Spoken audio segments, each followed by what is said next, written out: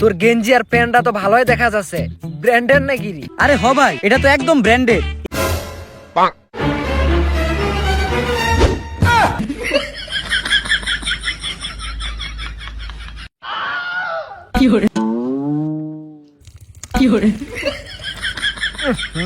এটা মুতে দিছে রে, গন্ধ আছে। চল চল, এটা আর রহা যাবে নি, গন্ধ আছে।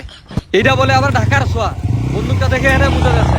এই তাড়াতাড়ি গাড়ি চালা, এটা আর রহা যাবে নি।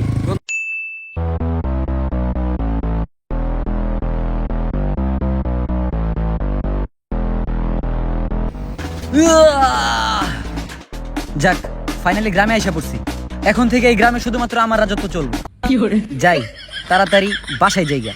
আর এমনিতেও গ্রামে যারা থাকে সব খেত পোলা পান, তাই আমার উপরে কেউ কিছুই করতে পারবো না। পুরা রাজত্ব চালাম ওই গ্রামের মধ্যে। যাই তাড়াতাড়ি বাসার দিকে যাই।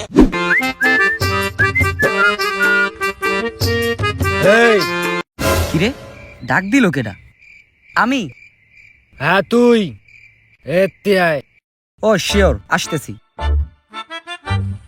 জি ভাই বলেন, কি বলবেন? আর ভাইয়া যা বলার একটু তাড়াতাড়ি বলেন। আমি আবার ঢাকা থেকে জার্নি করে আসছি তো, আমি আবার রোদ সহ্য করতে পারি না। শরীরে রোদ লাগলে আমি আবার কালো হয়ে যাই। কিরে, ওরা আমারে মারলো কেন? আমি তো আসছিলাম এই গ্রামে রাজত্ব করতে, কিন্তু এখন তো আমি ওর কাছে উল্টা মাইর খাইতেছি। শেষ পর্যন্ত এই গ্রামে খেত পোলাপানের কাছে আমি মাইর খাইলাম। না না, এই বিষয়তে কিছু একটা করতেই হইব। ওই ভাই, আপনারা আমারে মারলেন কেন? এই পঞ্চগড় এলাকাত আশিক ভাইয়ের মতো ডন আর একখানও নাই। আশিক ভাই সামনত কেউ কাল্লা উচ্চা করে কথা কইলে তার কাল্লা খান আমরা নামে ফেলাই। তোর কপাল খান ভালো যে পঞ্চগড় তুই নতুন আইছি, এইটার তানে আজিকা তুই বাঁচে গেল। হাই হাই, কোন জায়গায় আইসা ফাইসা গেলাম। আল্লাহর কাছে তুই শুকরিয়া আদায় কর যে আশিক ভাইয়ের মন খান আজকে ভালো আছে, না হইলে তোর পিছন দে কয়েন ঢুকাই দিলে। ভাই কয়েন কি? ভাই আসলে আমার ভুল হয়ে গেছে। আমি পঞ্চগড়ে নতুন তো, তাই ভুল করে এখানে চলে আসছি। আমারে ছোট ভাই মনে করে মাফ করে দেন ভাই। আমার এখনো বিয়ে হয় নাই, প্লিজ ভাই আমারে মাইরেন না ভাই। ভাই আমারে মাফ করে দেন ভাই, আমার ভুল হয়ে গেছে। ওঠে বসে। জি ভাই বসতেছি। ভাই আমার একটা সুযোগ দেন ভাই, আমি এই পঞ্চগড় কেন, আমি পুরো বাংলাদেশ থেকে বের হয়ে যাবো। তারপরও যদি আপনার পছন্দ না হয়, বাংলাদেশ না আমি এই দুনিয়া থেকে বের হয়ে যাবো। দরকার পড়লে মঙ্গল গ্রহে চলে যাবো ভাই, তারপরেও আমারে কয়েন ঘুরে দিয়েন না ভাই, প্লিজ ভাই আমারে মাফ করে দেন ভাই। ওই তুই কার বাড়ির যাচ্ছি রে? জি জি জি ভাই।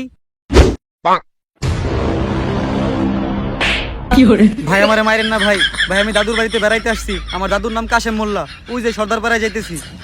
ও তুই তাহলে আমার কাশেম চাচার নাতি। এবার তোর বেগটা তো ভালোই চকচক আর রঙিন দেখা যাচ্ছে, বেগের ভিতরে কি লে আইছি রে? ও ভাই ব্যাগে, এ ব্যাগে তো অনেক কিছু আছে। আইফোন আছে, ঘড়ি আছে, চশমা আছে, সেন্ট আছে, আর অনেক কিছু আছে ভাই।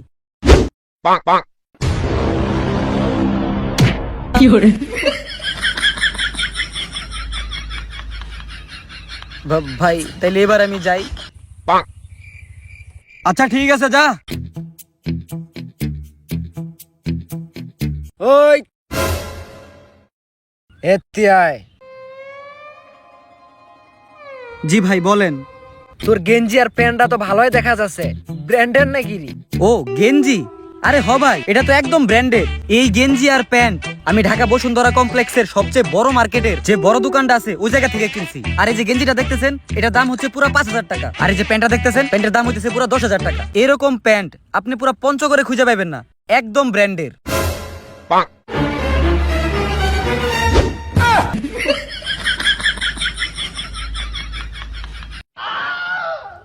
ভাই সবই তো খুলে রেখে দিছেন, তাহলে এবার আমি যাই। আচ্ছা ঠিক আছে, যা, দেখে শুনে যাইস। ওই ভাই আপনারা আমার ব্যাগ নিয়ে নিছেন, আমার জামা কাপড় খুলে আমার অর্ধেক ল্যাংটা বানাই দিছেন। এখন তো আছে শুধু আন্ডার প্যান্ট, এটাও খুলে রেখে দেন। মনে রাখেন আল্লাহ কিন্তু আছে, আপনাকে বিচার একদিন হইব। আয়। কোন ভাই কি কইবেন কোন? থারহ। কি রে বাউ, ব্যথা পাইছি নাকি? না ভাই ব্যথা পাই নাই, নিচে দেখেন রস পড়তাছে।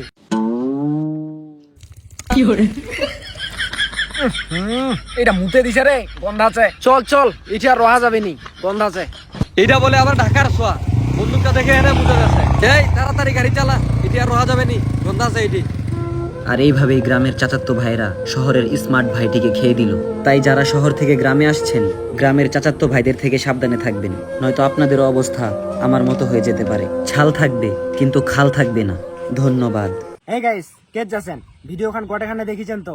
আর এই ভিডিওর কোন পার্টটা তোমারটা সব থেকে বেশি ভালো লাগিছে তাড়াতাড়ি কমেন্ট করে জানাও। আর এলা থেকে এই চ্যানেলে আমরা নিয়মিত ভিডিও আপলোড করিমো, তাই চ্যানেলটা সাবস্ক্রাইব করে পাশে থাকো।